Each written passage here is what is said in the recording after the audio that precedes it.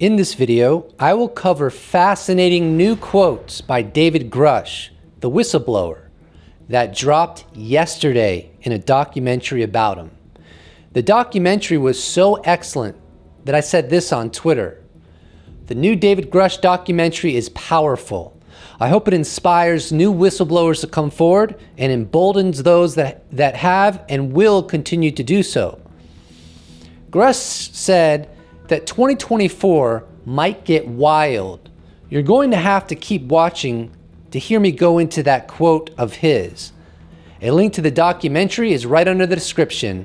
But for now, let's get this party started. Shall we?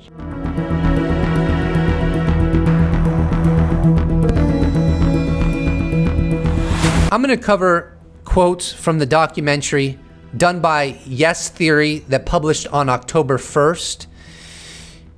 It was extremely well done and extremely important, and I highly recommend watching it. And it will be, if you want to watch it, the link will be provided right under the description. So it will be the first link under the description. As this saga unfolds, what's becoming very clear to me is we are potentially living in the most exciting times of the epoch of our species' existence. And the dynamics of it are so multifaceted. I don't know if anyone could truly wrap their head around what appears to be going on right now. We like to get fixated on the potential of non-human intelligence engaging our planet. On every level, right? In our oceans, in our skies, abducting people, mass sightings from time to time, school landings, so allegedly craft sometimes land within the vicinity of children at schools, as bizarre as that is. Then you have the potential for militaries bringing them down, and that could be what they want, right? We need to be very careful about assuming anything about this phenomenon and what kind of counterintelligence measures they may be instituting on our species. It's very seductive to assume X or Y, but we really just don't know. Then you have what appear to be unintentional crashes and allegedly a Cold War amongst peers, China, Russia, United States, to be the first ones to understand and therefore back engineer this technology so that they can have a feudalistic advantage over their competition. And then you have potentially a 70-plus year cover-up where governments have lied to the populace about the greatest scientific discovery in the history of humankind. So you have layer upon layer upon layer of profundity.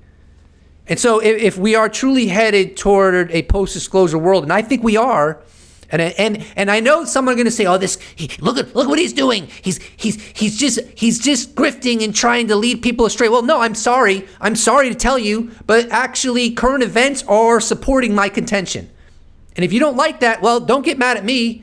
I'm just the messenger. All right?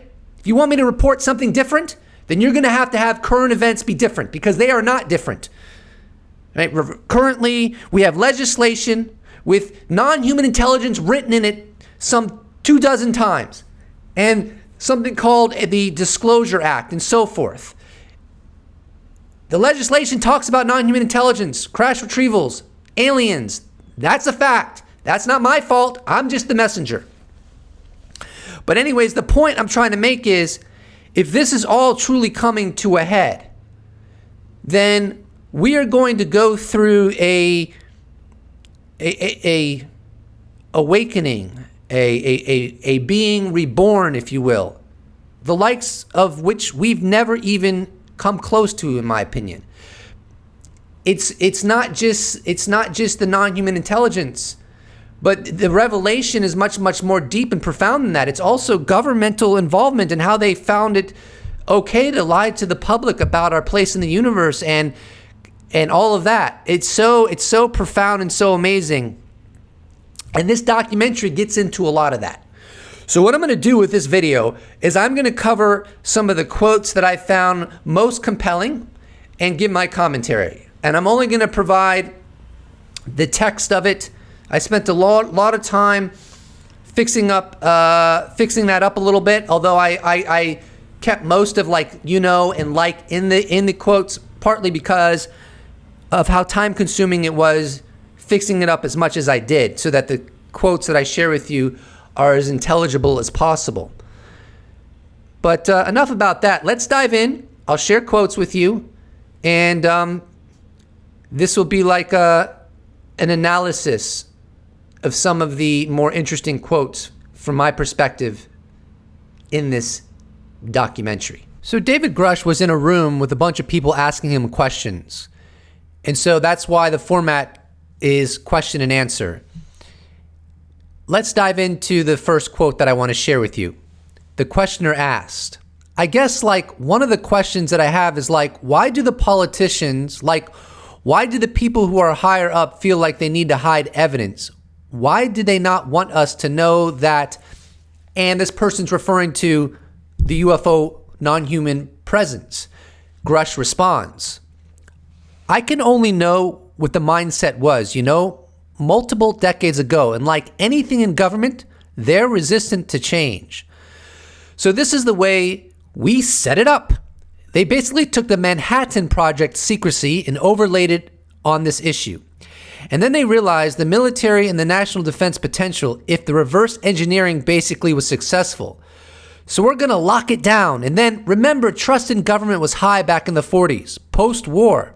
And then also society was less secular. So there's, they're worried about the religious ontological shock as well. And they never really developed call it a disclosure plan for what it's worth. And they just were like, this is the way it's been, and we're going to keep it that way. And we don't want Russia and China to be exposed to any of this information. Unfortunately, it's that kind of low energy thinking, Yeah, one aspect of this whole discussion that doesn't get highlighted that often is the indication that we're seeing now is that there was no plan that was worked on over the decades on how they were going to suddenly roll this out, if you will. There could have been occasions where they were trying to acclimate us to the idea of non-human intelligence through various means. There's been a lot of discussion about that, but that's not what I'm talking about. What I'm talking about, and what I think Grusch was talking about in that passage, is that the moment where they're going to disclose, did they actually prepare for how they were going to do that? And it seems like they did not.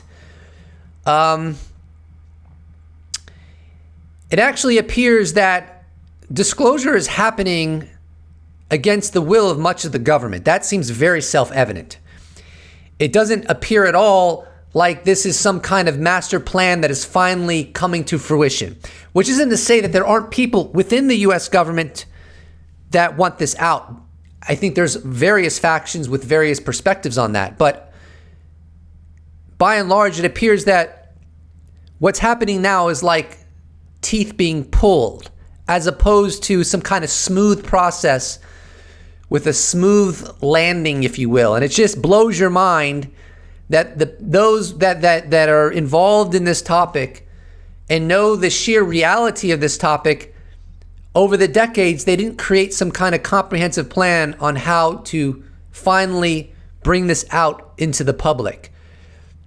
Which is why, frankly, it's so messy, right? We have David Grusch coming out. We have Lou Elizondo coming out.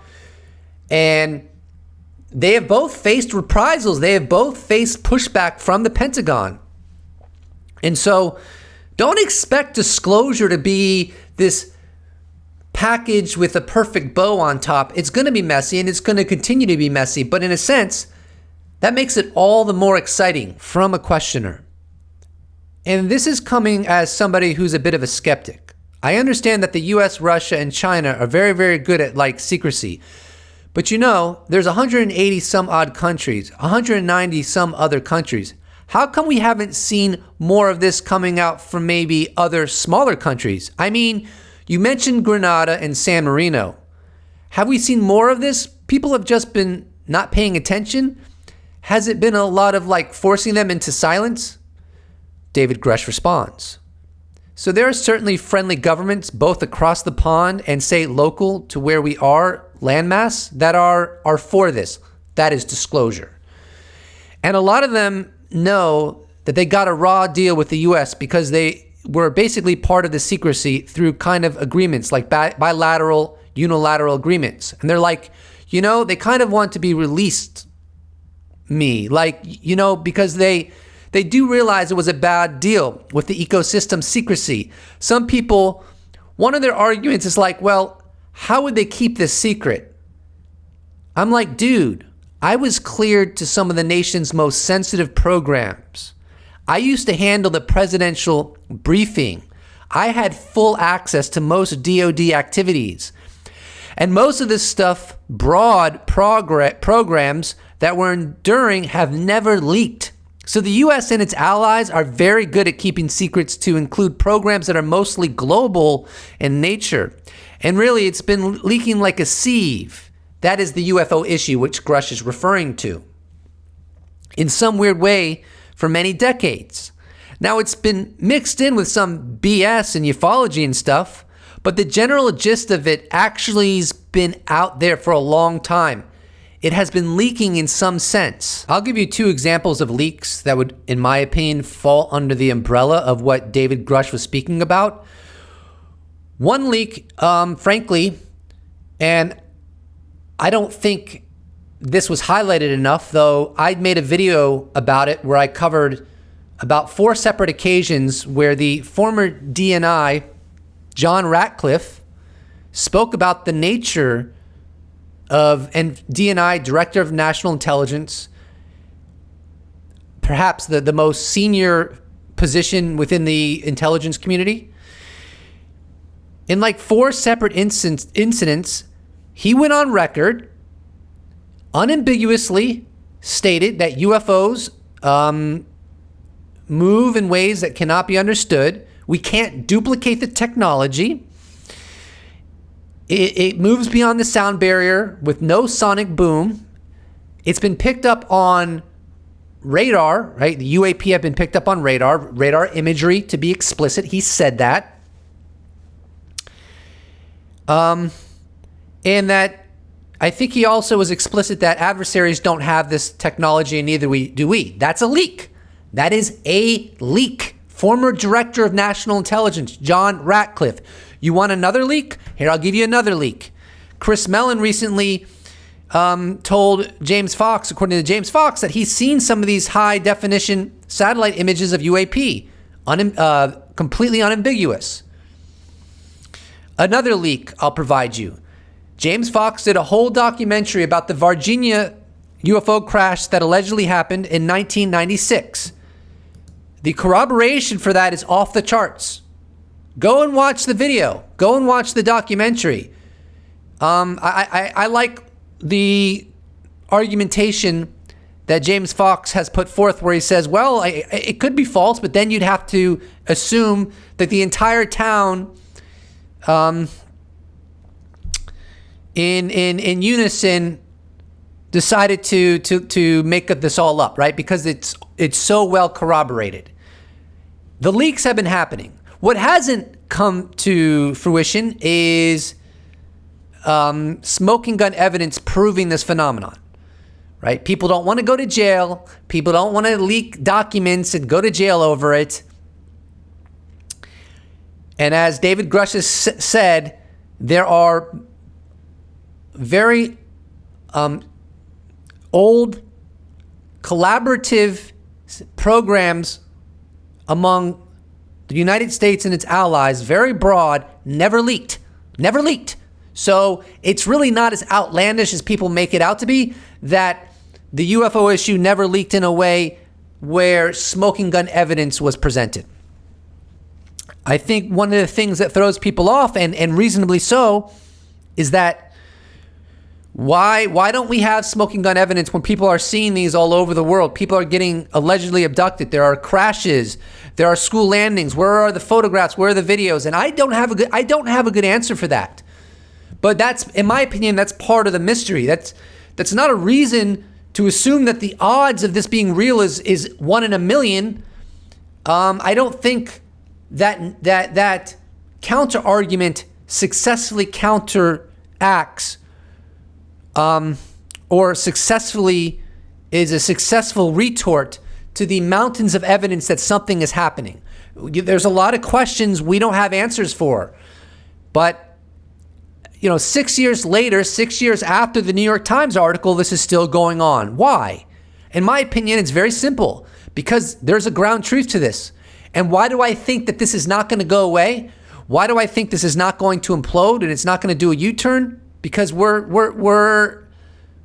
beyond that now. It can't. You cannot put the genie back into the bottle. You cannot put the toothpaste back into the tube.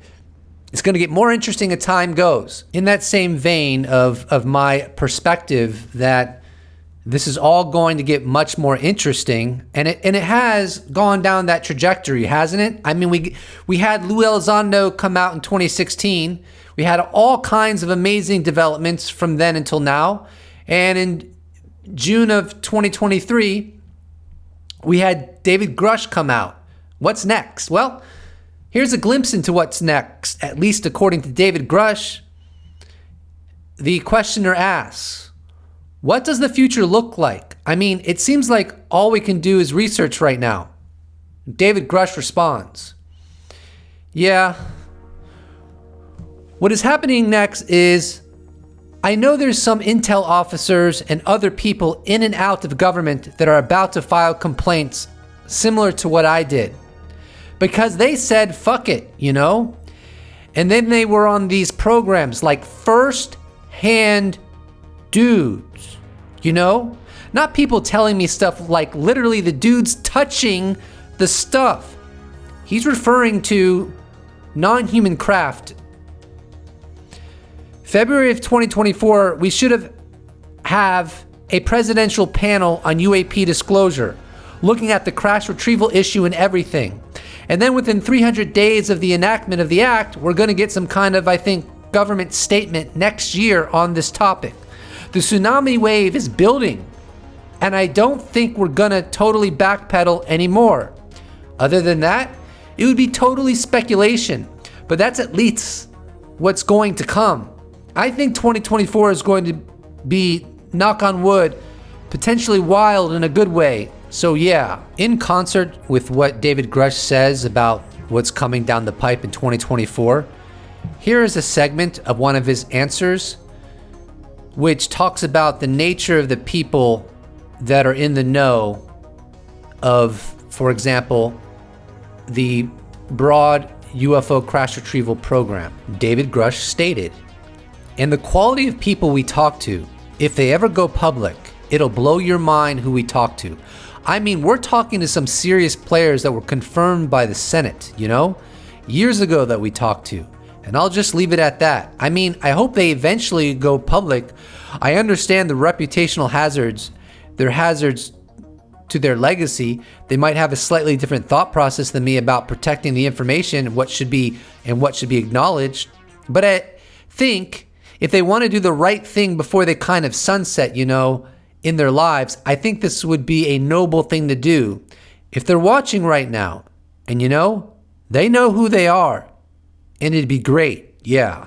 Twitter user Lester Nair had some interesting commentary based upon what David Grusch said regarding Senate-confirmed positions in the know about the topic of UAP to the extent that David Grusch has gone into, such as crash retrievals. I'm going to read his series of tweets because I think it's insightful. A few dots in the new Yes Theory interview worth connecting. Grusch echoes what at Schellenberger, that's Mike Schellenberger, the journalist that's been doing a great job covering this topic, recently reported multiple first-hand whistleblowers are actively engaging with inspector generals, and it's not just to back David Grusch's existing complaint. Grusch also specified that one of the whistleblowers was in a Senate-confirmed position. Given the underlying allegations, we're looking at someone in one of these roles: Secretary of Defense, Undersecretary of Defense for Intelligence, NSA Director, CIA Director, DIA Director, Undersecretary of the Air Force for Space, NRO Director, NGA Director, Chairman of the Joint Chiefs, Commander of U.S. Space Command, Commander of U.S. Cyber Command, Assistant Secretary of Defense for Special Ops, DoD Inspector General. These roles are speculative, but would likely have the level of access needed to be informed. Based on that, here are some individuals who are publicly associated with UAPs and fit the bill. John Brennan, former CIA Director. James Woolsey, former CIA Director. Michael Hayden, former NSA CIA Director. Again, pure speculation, but these names fit the profile. Stay tuned. Just a minor correction from Lester's fine analysis. David Grusch didn't say it was just one person that was confirmed by the Senate that's a whistleblower. He said, we're talking to some serious players, plural, that were confirmed by the Senate. And there's a component of this quote that I want to give my opinion on. He goes, I understand the reputational hazards, their hazards to their legacy. And my perspective is that would boost their legacy. Anyone who comes forward, who has firsthand or knowledge or has been, seeing the intelligence reports or whatever the scenario is. I mean, it's complicated. There are firsthand and there are secondhand witnesses. And in some respects, Grusch might be a firsthand witness, but that's a complicated conversation that's beyond the scope of this video. But my point is that anyone who contributes to stopping this ridiculous, alleged multi-decade cover-up of the greatest discovery in scientific history, anyone that contributes to that is going to bolster their legacy from now until the end of time. So that's all I'll say about that. Questioner: you were also honest in the hearing and definitively said you hadn't seen the bodies. Is that right? David Grusch responds: Not personally, no. Not personally, no. The questioner says, so just people who very high trust, you had sort of, a lot of intersection with career-wise with them, but they have, and then David Grusch interjects and responds. The people that I interviewed have, and they were some of the people that were interviewed by the Inspector General, because that was the thing is people are like, oh, hearsay, whatever. Okay, I understand secondhand. I literally brought the people firsthand to the authorities. I'm just here as the meeting monkey or the unifier, trying to bring everybody together and bring the people who do have that knowledge to the right people. So that is a valid point by David Grusch, if it's accurate that firsthand witnesses spoke to the authorities. I believe that's highly probable. In fact, I will go so far to say that the Schumer legislation that was supported and of course, not only supported, but even before that legislation, Marco Rubio and Kirsten Gillibrand, both very high-level senators, other people within Congress, played important roles in getting this legislation on the table. I really do not buy that this legislation would have been created without firsthand witnesses. And I honestly, I'm going to say that I think it's poor analysis that people say that it would or think that it would. If I was a member of Congress, even with my interest in UFOs, I have a hard time believing that I would pursue so aggressively this kind of legislation where you have non-human intelligence written in it, Disclosure Act, bunch of references to alien technology, alien biology. I don't think I would support such legislation if there weren't first-hand witnesses. So I'm very confident there are first-hand witnesses. Now, does that equate to there necessarily being a there? Of course not. But the idea that there's not first-hand witnesses is ridiculous to me. The questioner asks, so continuing from what you were saying, are we safe? I feel like the human species, I might have watched too many movies David Grusch responds, "We can only, through external observation and humanistic lens, kind of, see intent, if it's malice or benevolent. The universe certainly has a yin and a yang. So there's certainly dark with light. So I think it's a mixed bag. It's just like humans, right? Humans are generally kind, but we also kill animals for food. And like, if you were a cow, you'd be like, these evil humans are going to chop me up and eat me. But we're not actually benevolent, or malevolent as a whole. But some lower sentient species would see us as malevolent. So it's what lens you're looking through." I really like David Grusch's analysis of the phenomenon. It comes off to me as very balanced and objective. It's not on one side of the spectrum where it's all doom and gloom, and it's not on the other side of the spectrum where people are saying it's all love and light. It's more rational to me, because I think the scenario of dealing with non-human intelligence is going to be complicated and intricate, and not on a scale of one extreme or the other. And so I obviously can't know for sure, and I hope we can figure it out, but I tend to lean towards the idea that these entities, these creatures, these intelligences, these civilizations, they're not malevolent any more than humanity is by and large malevolent. But they also have their own interests that they want to fulfill. And I think it would be naive to think that those interests necessarily are in alignment with our interests. And so when these intelligences do things, sometimes they may be detrimental to the human species. And so that doesn't mean that these intelligences are necessarily bad. It just means that when civilizations have competing interests, sometimes one side or the other receives the raw end of the deal, if you will. The questioner conveys, "I want to open it up. I just want to ask, why don't we discuss cognitive biases just in general, where you grew up defines okay, if I look up at something at the sky and I'm looking for something and I really want it, then it's going to be true. Or maybe it's the fact that as a child, you saw aliens that were green and they had antennas. And so I don't know. I guess I'm just wondering why we're coming to conclusions about it existing." Grusch interjects, "Oh, yeah." The questioner continues, "Because I'm skeptical. I guess I think it's fabricated to an extent based on our beliefs." Grusch responds to the questioner, "Yeah, it's like manifesting your own reality based on your no. I totally get that. Even some of the metaphysics, and I was super careful with confirmation bias and all that. And I came in skeptical that it's the Fermi paradox or no, because Rico Fermi was famously well, where are they overtly landing on the White House lawn kind of thing.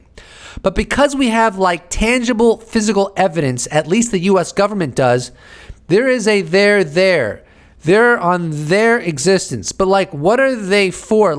Actually, we talked about it. It's if they do exhibit bilateral symmetry and they're bipedal and everything, that's wow, what is the chances biologically for them to develop in a similar way than us? What if it's an intelligence engineering beings to look like us for ease of contact?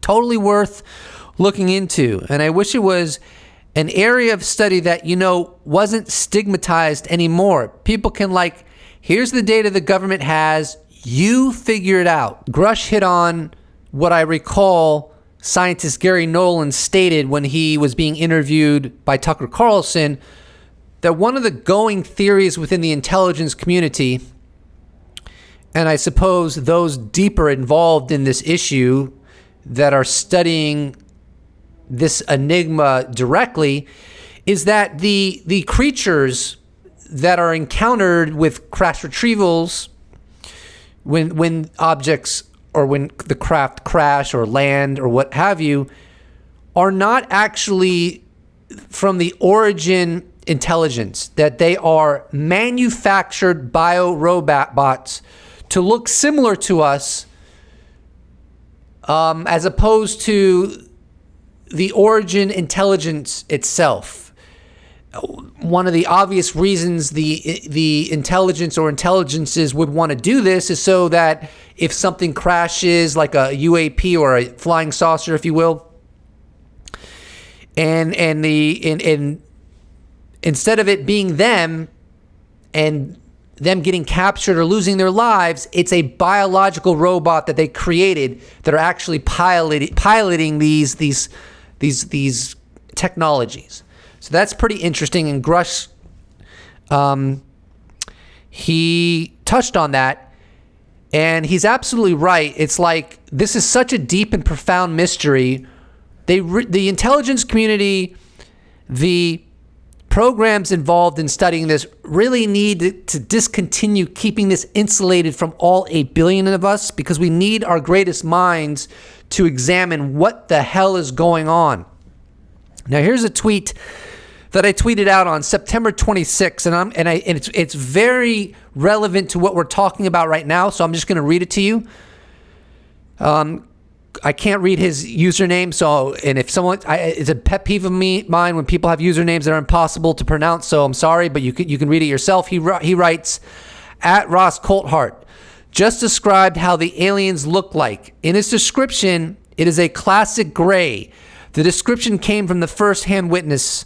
As it goes for Mr. Ross, I consider this information highly credible, and I responded, this is perhaps the baggage that David Grusch referenced in Jesse Michaels' interview.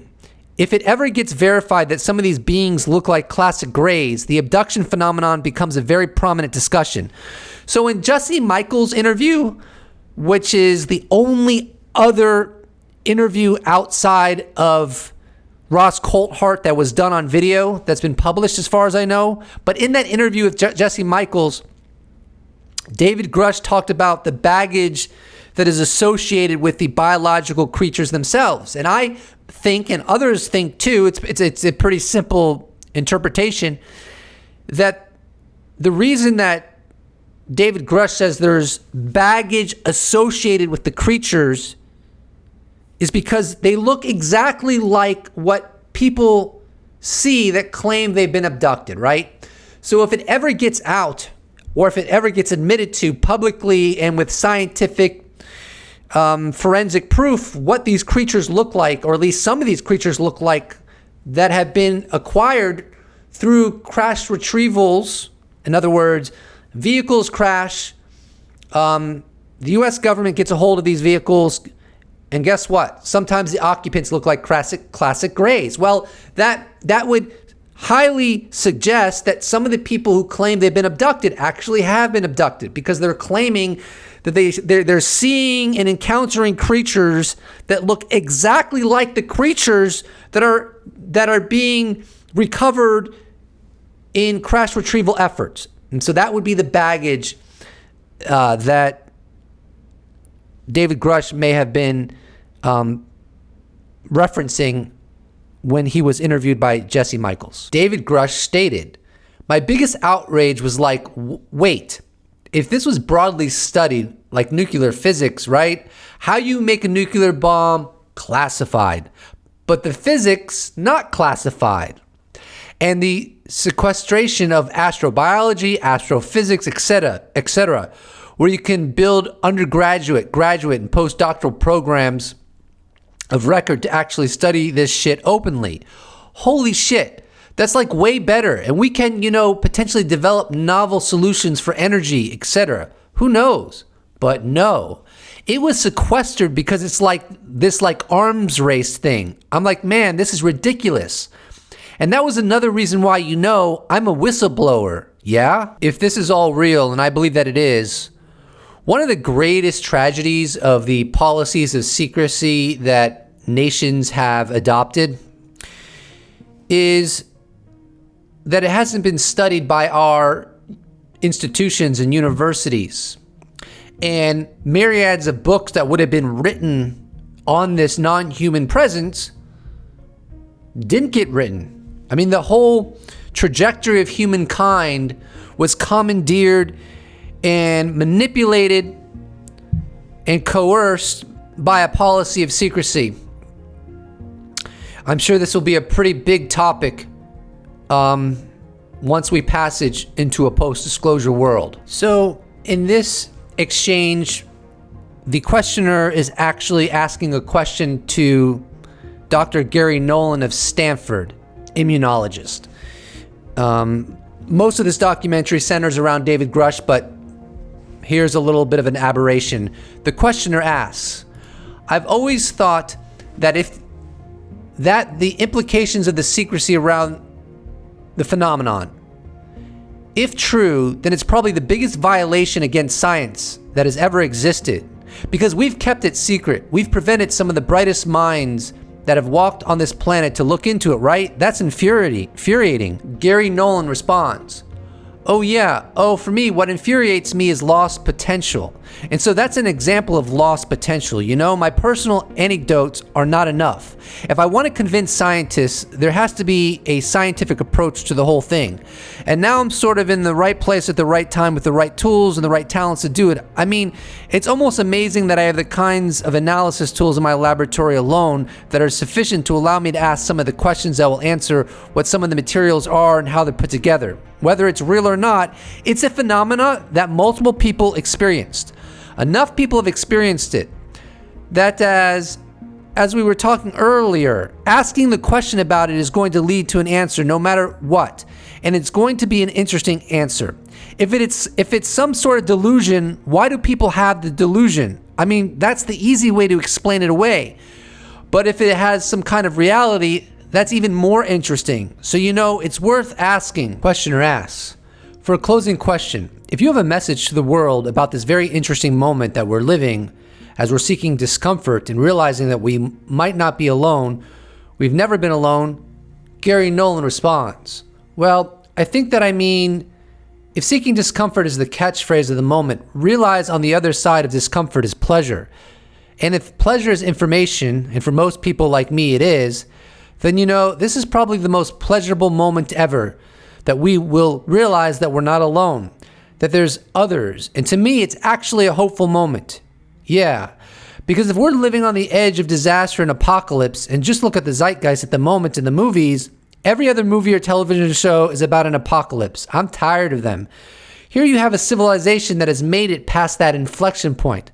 And they're here, perhaps, if anything, only to show us that you can do it too. How's that? In my view, this is really a profound insight by Gary Nolan.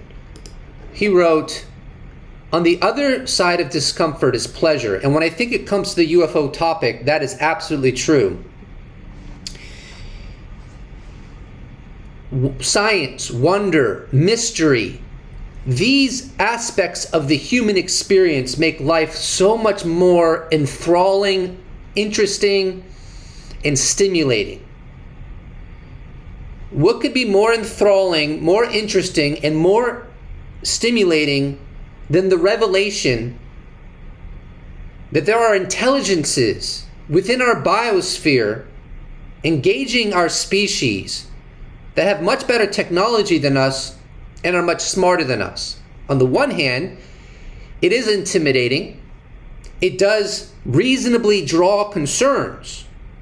But on the other hand, it's magic. Pure, unfettered magic. And if it's out there whether we're aware of it or not. So we might as well be aware of it and derive the full maximum amount of pleasure that we can by being exposed to this profound mystery that could change our perspective on just about everything. Disclosure's worth it. The questioner conveys, you tell like a normal person who is like processing all this, would you give any advice? Or if you could give an advice to like a normal person watching, like what would you tell that person? David Grusch responds, yeah, I mean, I empathize with kind of the shocking nature, you know, it's a weird thing to enter your worldview, right? You know, it's holy crap, but think about it. We're just revealing another aspect of nature. It's just another discovery, like, you know, splitting the atom, or the fact that, you know, the solar system is heliocentric and we know the Earth's not the center. So the humankind, we're not the apex of sentience, potentially. And there's, other life out there, whether you believe in God or not, nature paints with a broad brush. And we're just revealing another really, I think, exciting aspect of nature that I think that'll make us feel a lot less lonely. And I didn't like where I was telling you about, I think anybody who's struggling with meaning or depression or whatever, I'm going to repeat that again. I think anybody who's struggling with meaning or depression or whatever, maybe this will kind of help, to get them excited. And for young people thinking about what they want to study, and I hope this inspires people to want to know more. It's a little scary to find out some pretty shocking things that really can change your worldview, but I think it's generally for the best, yeah. I think that's a very valid point by David Grusch. I recollect that I've spoken about this with my friend Finn, how realization that we're not alone and the extent of that, the nature of us not being alone could actually help people who feel like they're or are in a depressed state.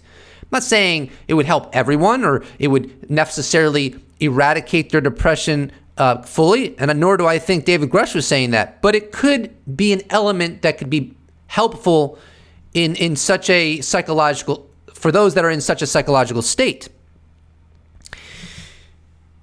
There's a famous clip with Lou Elizondo. I'm not going to include it in this video because it's beyond the scope of this video, but basically he says, what happens if everything you learned ends up wrong? And obviously he wasn't meaning every single thing about reality. Water boils at 212. Water boils at 212, whether there's aliens or not. But there's still a huge swath of information that is simply not true and misleading. That we aren't aware that is not true and misleading if it's indeed the reality that we're not alone and we're being engaged by non-human intelligence. So if we have this major, profound revelation that we are being engaged by non-human intelligence in our skies, in our oceans, landing at schoolyards, people are getting abducted, and we're suddenly thrown into having to contend with this profound, multifaceted, huge mystery. I think it's inevitable that a sense of meaning for the human species will be increased because we'll all feel like we're on a team. And that team is figure out what the hell is going on. How could you not suddenly feel thrusted into that team, if you will? And that could give us a sense of collective unity that we never had prior. We would all be on a mission to get to the bottom of the most profound mystery facing our species. It would be motivating. It would be inspiring. It would give us something to think about and contemplate, bigger than ourselves, beyond ourselves, which is why I think it could contribute to better psychological health of the human species. Maybe a less inclination to go to war from one nation to the next, less inclination to see your fellow human being as so different than you are, even if they have different political viewpoints or perspectives about life. It would maybe soften our hearts to some measurable extent. I'm not saying it would be a panacea, but I'm saying that it could be beneficial. And considering the state of humanity, anything that could be beneficial should not be held back. We are living in really exciting times. And this has not imploded 6 years post December 16th, 2017. I think these exciting times are going to persist because I think there's ground truth to this reality. So buckle up, my friend, because I think it's only going to get more interesting. And I know there's some people in their minds like, oh, there he goes again. It's like, yeah, there I go again. If you've been so cynical about this being BS, why has it been persisting for 6 years? At a certain point, muchacho, my friend, my compadre, at a certain point, you're going to have to say to yourself, maybe we should take this seriously. Maybe it's too convenient to say, oh, it's all BS and it's just all nuttery. Well, maybe it's not all BS. Maybe it's not all nuttery. What happens when more whistleblowers come forward claiming their firsthand and they're testifying under oath before Congress, and you're watching that on your television set. At what point do you soften up that stance where you're so sure this is wrong and we're being misled? Not saying you have to believe it 100%. I don't even believe it 100%. I'm skeptical of my own thought process. But maybe this is a time when we should all be skeptical of our own thought process. Where we're put into a position where we just don't know the truth. Let's get to the bottom of it. If it's all a psyop, let's figure that out. If it's all a big, huge, say, social contagion, let's figure that out. If there's some ground truth to it, let's figure that out. But how are we going to do that without a helpful dose of humility? I don't know. But I think we are in exciting times no matter how this turns out. And I'm open to it being something that I don't think it is. Of course I am. But I do lean in the balance of probability, looking at the 70-year history and all the corroboration, people seeing the same things, FOIA reports coming out showing that the government takes this seriously, and so many people, whether it's former DNI John Ratcliffe or former CIA Director John Brennan, Barack Obama has spoken about this. When you consider the amount of people who apparently have been read in on this topic in classified settings, and then they talk about it and they give it seriousness, and they're not trying to steer us away from taking this topic seriously. On the contrary, they're steering us toward taking this topic seriously. I'm sorry, muchacho. I think there's a reason to at least be open to the idea that there might be a there. That's what I think. I hope you enjoyed this video, and I'm grateful that I was able to do it, and I'm grateful that you watched it. Please do not forget to subscribe. And if you'd like to support this channel, you can check out my merch shop where I sell t-shirts. You can become a patron. You can become a YouTube member. You can give me a one-time donation. All those potentialities can be accessed in the description box below, or you can just slap a like on this bad boy, and I will appreciate it so much. Thank you so much for watching, and I look forward to seeing you in the next episode. Special thanks to all patrons, YouTube members, those that have bought merch, those that have given me a one-time donation. I couldn't do without you. Thank you so much. See you in the next episode.